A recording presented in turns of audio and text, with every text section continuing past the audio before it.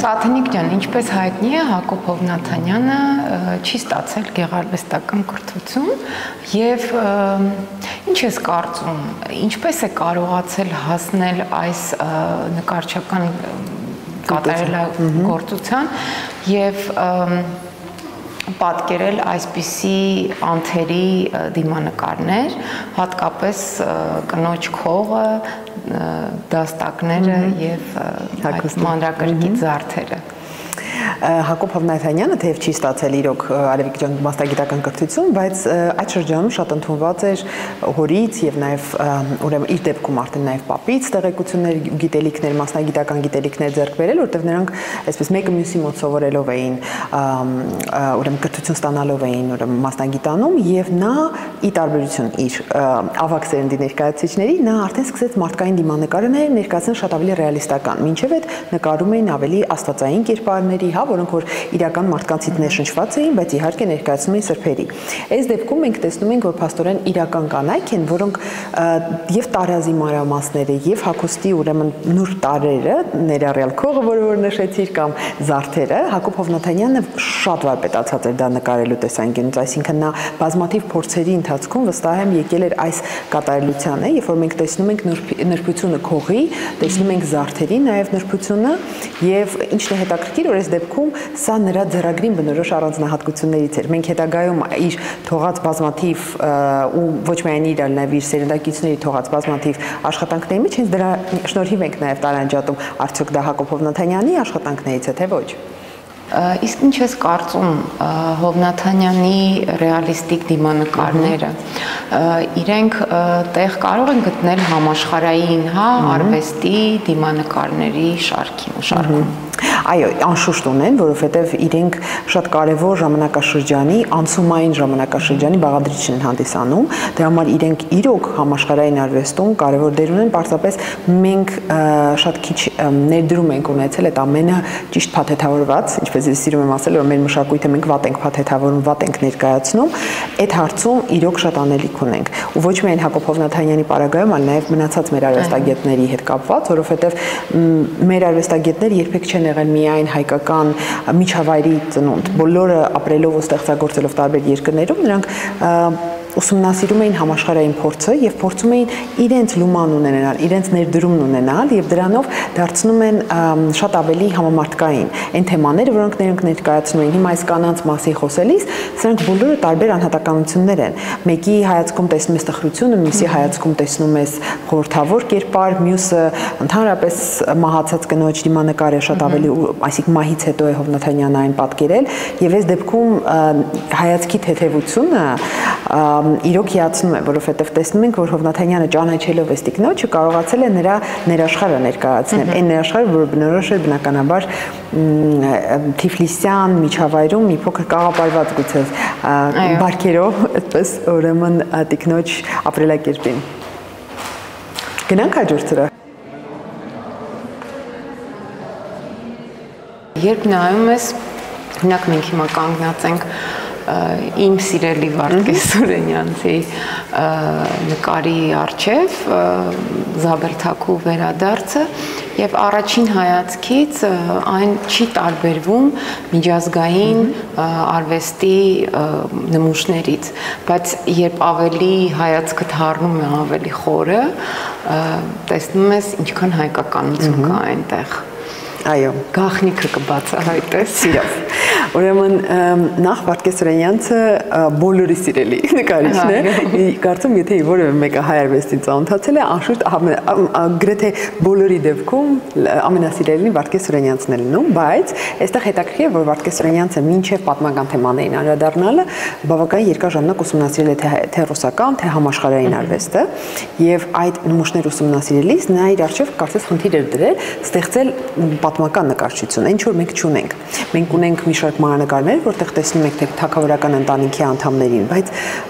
կոնկրետ այս թագուհուն ներկայացնող, Զաբել թագուհուն ներկայացնող պատկեր չկար, կամ գուցե Վարդգես Սուրենյանցի նաև հասանելի չէին այն մանրանկարները, որոնք որ ներկայացնում են Կիլիկյան թագավորներին թագուհիներին, այս դեպքում նա վերստեղծել է այդ պատմական միջավայրը ու ինչ է արել Արև ջան։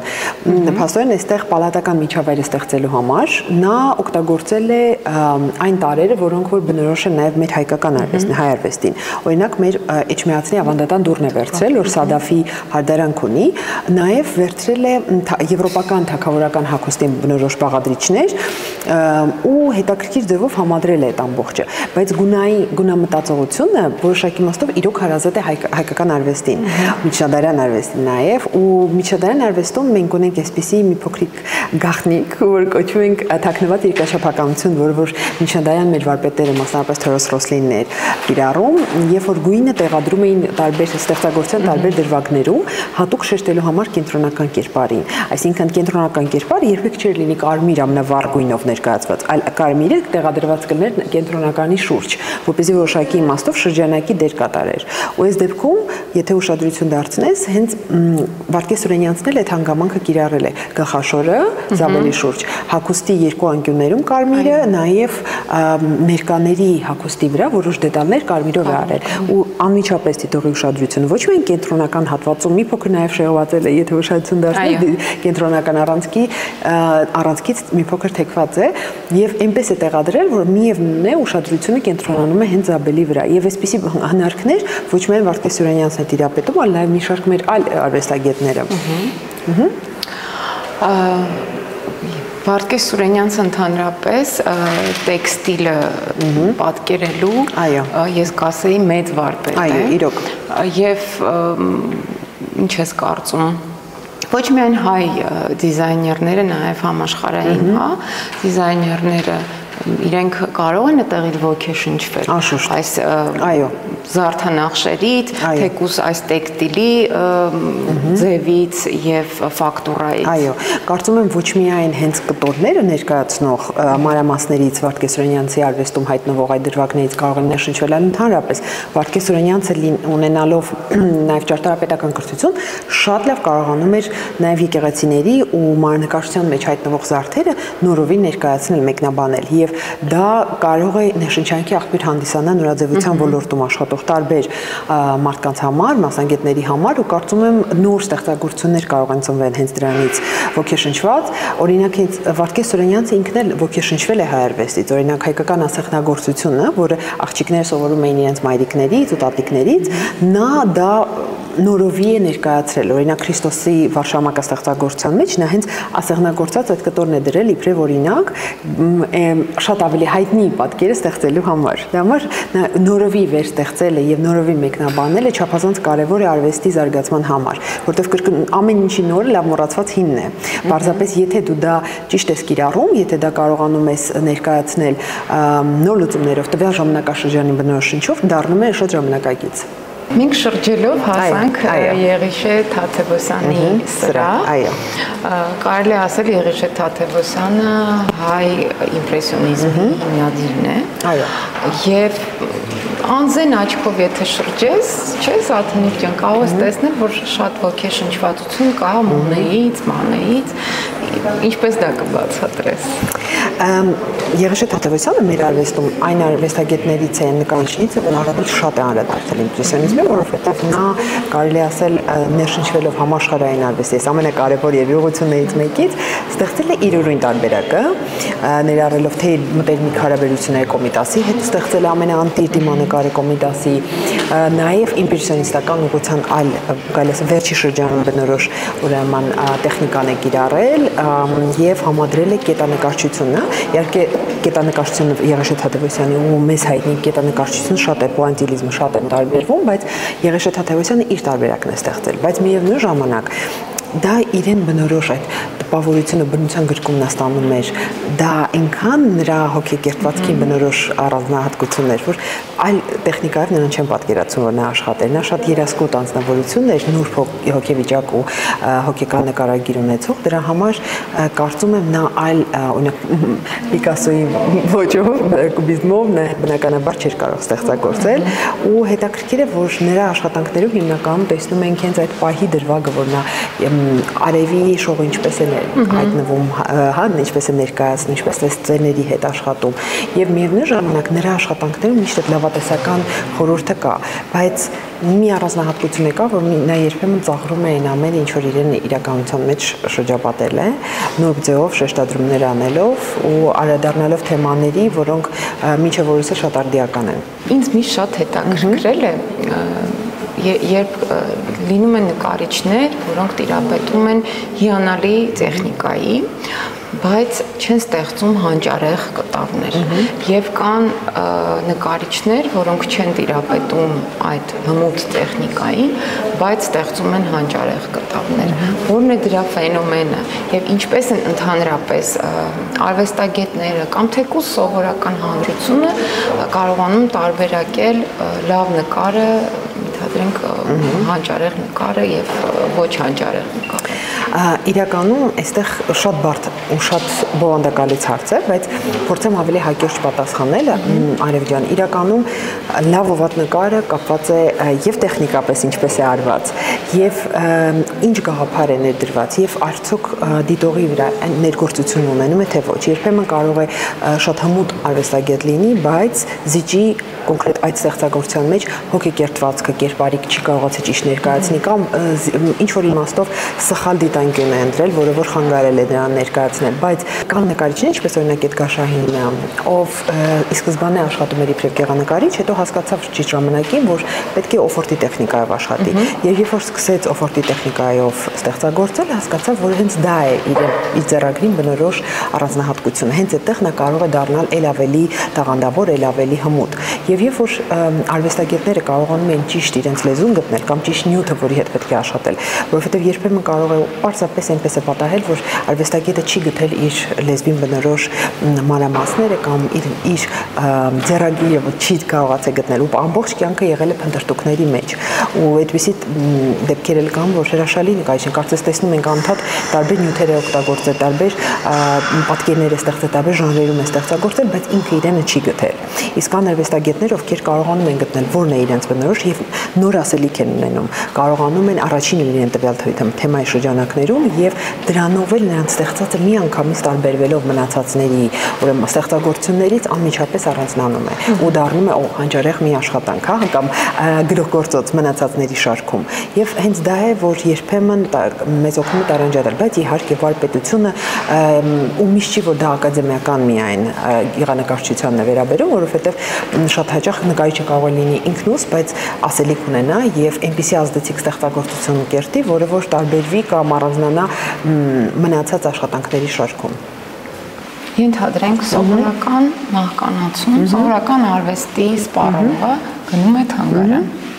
Ինքը նախապես պետք է իմանա արվեստի պատմություն, կոնկրետ նկարիչի կենսագրություն, նրա արվեստի ուղղվածության մասին եւ ընդհանրապես արվեստից